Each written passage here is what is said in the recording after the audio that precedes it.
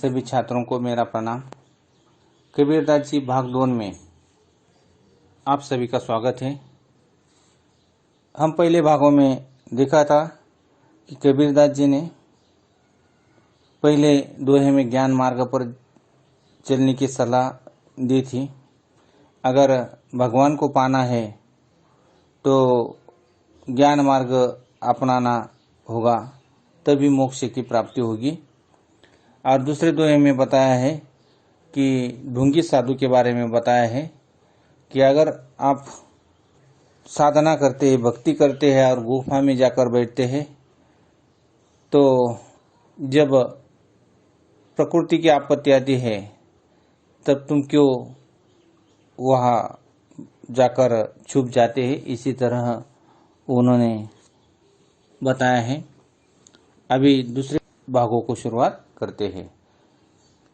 देखो, परंतु वे स्वभाव से फक्कड़ थे। अच्छा हो या बुरा, खरा हो या खोटा, जिससे एक बार चिपट गए उससे जिंदगी भर चिपटे रहो, ये सिद्धांत उन्हें मान्य नहीं था।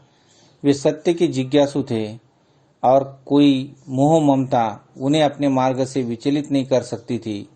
वे अपना घर जलाकर हाथ में मुरादा लेकर निकल पड़े थे और उसी को साथी बनाने को तैयार थे जो उनके हाथों अपना भी घर जलवा सके।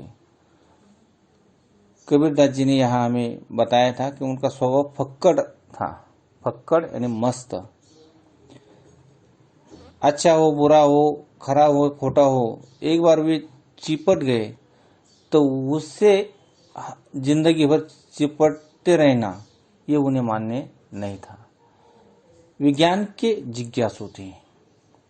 जिज्ञासु यानी ज्ञान लेने की इच्छा,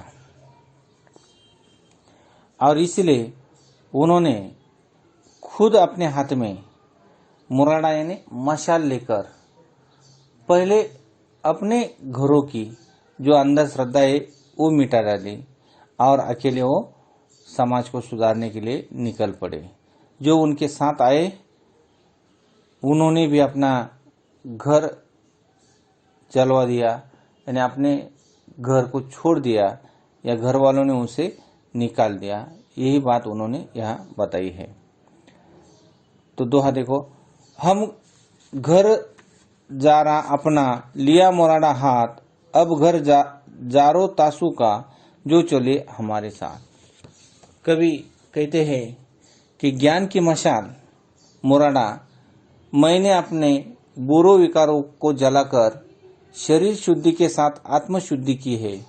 अब जो लोग मेरे द्वारा चुनी राह पर चलने चाहते हैं उनको भी घर यानी विकार जलाऊंगा, तब मोक्ष प्राप्ति के मार्ग उनके लिए खुल जाएंगे। वे सिर से पैर तक मस्त मौला थे। मस्त जो पुराने कृत्यों का हिसाब नहीं रखता, वर्तमान कर्मों को सर्वोच्च नहीं समझता और भविष्य में सब कुछ झाड़ फटकार कर निकाल जाता है। जो दुनियादार किए कराए का लेखा जोखा दुरुस्त रखता है वो मस्त नहीं हो सकता। जो अतीत का चिट्ठा खोले रहता है वो भविष्य का क्रांतिदर्शी नहीं बन सकता। जो मत वाला है वो दुनिया के माप जोक से अपनी सफलता का हिसाब नहीं करता। कबीर जैसे फक्कड़ को दुनिया की होशियारी से क्या वास्ता। ये प्रेम के मतवाले थे मगर अपने को उन दीवाने में नहीं गिनते थे जो माशूक के लिए सर पर कफन बांधा फिरते हैं। माशूक यानी प्रेयसी। कबीरदास जी मस्त मौला थे। वे वर्तमान कर्मों को सर्वस्व समझते थे और वर्तमान कर्मों में अगर हमने अच्छा किया तो भविष्य भी अच्छा जाएगा। इसी तरह के विचार के वे थे। उन्होंने बहुत सारी बातें बताई है कि जो अतीत का चिट्ठा खोले रहता है, अतीत यानी वर्तमान, तो वो भविष्य का क्रांतिदर्शी नहीं बन सकता। जो मत वाला है, स्वार्थी है, वे दुनिया के माप जोक से अपनी सफलता का हिसाब नहीं लगा सकते हैं। इसी तरह वे कहते हैं कि वे प्रेम के मत वाले हैं, लेकिन ये जो प्रेम है ये ईश्वर से प्रेम करते हैं। कबीरदास जी ईश्वर के प्रेम के दीवाने हैं। माशुक यानी प्रेयसी। सर पर कफन बांधा फिरते। कफन यानी मृत व्यक्ति पर डाले जाने वाला कपड़ा, सफेद रंग का कपड़ा, जिसे कफन कहते हैं। देखो, हमन है इश्क मस्ताना, हमन को होशियारी क्या, रहे आजादिया जग से, हमन दुनिया से यारी क्या। जो बिछुड़े है प्यारे से, भटकते दर बदर फिरते, हमारा यार है हम में, हमन को इंतजारी क्या। कबीरदास जी इस दोहे में हमें बताते हैं कि वे अपने आप में रमने वाले थे। इसीलिए इस पद्य में वो कहते हैं कि हम तो स्वयं से प्रेम करते हैं, लोग इस पर क्या कहेंगे, इस होशियारी से हमें कुछ फर्क नहीं पड़ता। ये दुनिया रहे या न रहे, हमें इस दुनिया से कोई वास्ता नहीं है। हम लोगों के पीछे उनकी होशियारी के लिए भटकने वाला नहीं है। जैसे कोई बिछड़ने पर अपने के लिए कोई दर बदर भटकता है, हमारा दोस्त ईश्वर तो हमारे अंदर ही बसता है, उसे कहीं ढूंढने की आवश्यकता नहीं है और ना ही इंतजार करने की आवश्यकता है। इंतजार करना यानी राह देखना। इसीलिए ये फक्कड़ राम किसी के धोखे में आने वाले न थे। दिल जम गया तो ठीक है और न जमा तो राम राम करके आगे चल दिए। योग प्रक्रिया को उन्होंने डटकर अनुभव किया, पर जची नहीं।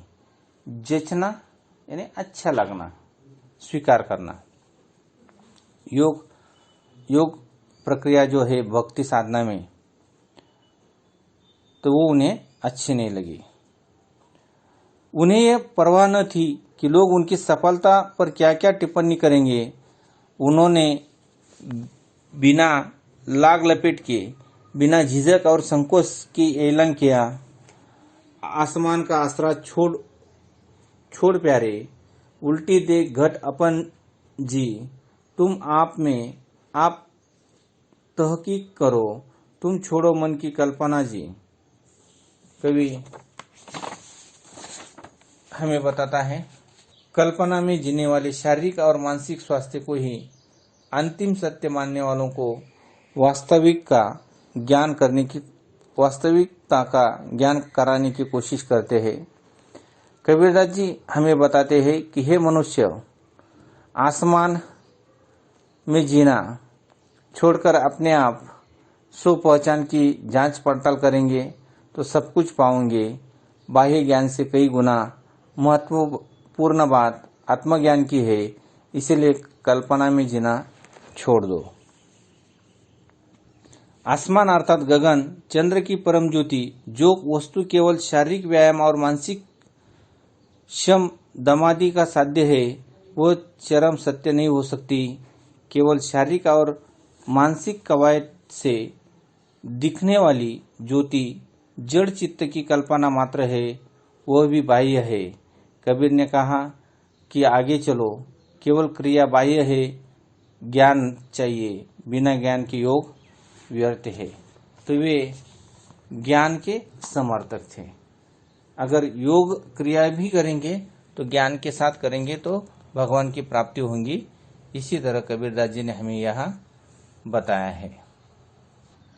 कबीर की यह घर फूक मस्ती, फकड़ाना, लापरवाही और निर्मम अखड़ता उनके अखंड आत्मविश्वास का परिणाम थी। उन्होंने कभी अपने ज्ञान को, अपने गुरु को और अपनी साधना को संदेह की नजरों से नहीं देखा। अपने प्रति उनका विश्वास कभी भी डिगा नहीं। कभी गलती महसूस हुई तो उन्होंने एक क्षण के लिए भी नहीं सोचा कि इस गलती के कारण वे स्वयं हो सकते हैं। उनके मत से गलती बराबर प्रक्रिया में होती थी, मार्ग में होती थी, साधन में होती थी। तो वे फक्कड़ाना स्वभाव के थे। विश्वासी थे, उन्हें अपने पर पूरा भरोसा था। कुछ भी हो जाए साधना में, लेकिन वे अपने विश्वास से कभी डिगे नहीं। डिगना यानी हटना। वे गलती बराबर की प्रक्रिया में होती है, ये उनका मानना था। महसूस होना यानी मालूम होना। वे वीर साधक थे और वीरता अखंड आत्मविश्वास को आश्रय करके ही पनपती है। कबीर के लिए साधना एक विराट संग्राम स्थली थी, जहाँ कोई विराला शूर ही टिक सकता है। कबीर जिस साई की साधना करते थे, वो मुक्त की बातों से नहीं मिलता था। उस राम से सिर देकर ही सौदा किया जा सकता था। देखो दोहा, साई सेत न पाइए, बाता मिले न कोई, कबीर सौदा राम सो, सिर बिन कैद न हुए। कबीरदास जी हमें बताते हैं कि ईश्वर अथवा प्रेम यानी मोक्ष सहज ही प्राप्त नहीं होता, ना ही बड़ी बड़ी बातें करने से प्राप्त होता है। ईश्वर यानी राम को पाने के लिए उनके साथ सिर यानी विनम्रता से, अहंकार से विरहित देने का सौदा हुआ है। बिना सिर दे वो मुझे नहीं मिलेगा। कबीरदास जी कहते हैं कि जब तक मेरे अंदर अहंकार है, तब तक मुझे भगवान की प्राप्ति नहीं होगी। सौदा यानी व्यवहार। यह प्रेम किसी खेत में नहीं उपजता, किसी हाट में भी नहीं बिकता। फिर भी कोई भी इसे चाहेंगे, पा लेंगे। वो राजा हो या प्रजा, उसे सिर्फ एक शर्त माननी होगी। वो शर्त है कि सिर उतारकर धरती पर रख ले। जिसे साहस नहीं, जिनमें इस अखंड प्रेम के ऊपर विश्वास नहीं, उस कायर की यहाँ दाल नहीं गलेगी। हरि से मिल जाने पर साहस दिखाने की बात करना बेकार है। पहले हिम्मत करो, भगवान आगे आकर मिलेंगे। तो वे कहते हैं कि भगवान से अगर हम प्रेम करेंगे तो भगवान की प्राप्ति होगी। ये जो प्रेम है, किसी खेत में या बाजार में, हाट यानी बाजार में मिलता नहीं है। उसे अगर हमें पाना है तो हमारे अंदर का अहंकार दूर करके ही भगवान की प्राप्ति हो सकती है। देखो, विश्वासी इस प्रेम की कुंजी है। विश्वास जिससे संकोच नहीं, द्विधा नहीं, बाधा नहीं। प्रेम न खेती निपजे, प्रेम न हाट बिकाए। राजा प्रजा जिस रुचे, सिर दे सो ले जाए। सुरे शीस उतारी रिया, छड़ी तन की आस। आगे थे हरि मुल्किया, आवो देखा दास। कबीरदास जी हमें बताते हैं कि प्रेम किसी खेत में उपजता नहीं है, न किसी बाजार में मिलता। प्रेम ये क्या बिकाऊ चीज नहीं है जिसे हम खरीदा जा सके। प्रेम अगर पाना है तो अहंकार का त्याग करके ही हमें प्रेम मिल सकता है। फिर वह राजा हो या प्रजा, प्रेम दोनों के लिए समान भाव रखता है। जो विनम्र बनता है उसे ईश्वर पाने के लिए कोई दिक्कत नहीं होती। देखो, भक्ति के अतिरेक में उन्होंने कभी अपने को पतित नहीं समझा, क्योंकि उनके दैन्य में भी उनका आत्मविश्वास साथ नहीं छोड़ देता। उनका मन जिस प्रेम रूपी मदिरा से मतवाला बना हुआ था, वो ज्ञान के गुण से तैयार की गई थी। तो कवि बताते हैं कि आत्मविश्वास अगर हो तो भी हमें प्रेम रूपी मदिरा से आत्मविश्वास हो तो भी भगवान की प्राप्ति हो सकती है। युगावतरी शक्ति और विश्वास वे पैदा हुए थे और युग प्रवर्तक की दृढ़ता उनमें वर्तमान थी, इसीलिए वे युग प्रवर्तक कर सके। एक वाक्य में उनके व्यक्तित्व को कहा जा सकता है कि वे सिर से पैर तक मस्त मौला थे, बेपरवाह, दृढ़, उग्र, कुसुमादि की कोमल, वज्रादपि कठोर। इसी तरह कबीरदास जी के बारे में हजारी प्रसाद द्विवेदी कहते हैं कि वे युग अवतारी पुरुष थे, उनमें अदम्य शक्ति और विश्वास थे, ये युग के प्रवर्तक थे और इसीलिए वे मस्त मौला थे, दृढ़ निश्चयी थे और कुसुमादि कोमल, कुसुम यानी लता, वेली, वज्रादीपी कठोर यानी वज्र जैसा कठोर, शस्त्र, इंद्र का शस्त्र वज्र। तो इसी तरह कबीरदास जी इस पाठ में हजारी प्रसाद द्विवेदी जी ने ज्ञान मार्ग की भक्ति किस तरह करनी चाहिए, कबीरदास जी के व्यक्तित्व में, उनके साहित्य में जो जो दोहे आए हैं, इन दोहे के माध्यम से समाज का प्रबोधन करने का कवि ने प्रयास किया है। तो हम यही रुकते हैं। जितने भी किताब के नीचे स्वाध्याय है, कृति पत्र है, वो सभी छात्रों ने अपने कॉपी में छुड़ाना है। अगर ये वीडियो आपको अच्छी लगी तो लाइक करना भूलना नहीं। तब तक के लिए धन्यवाद।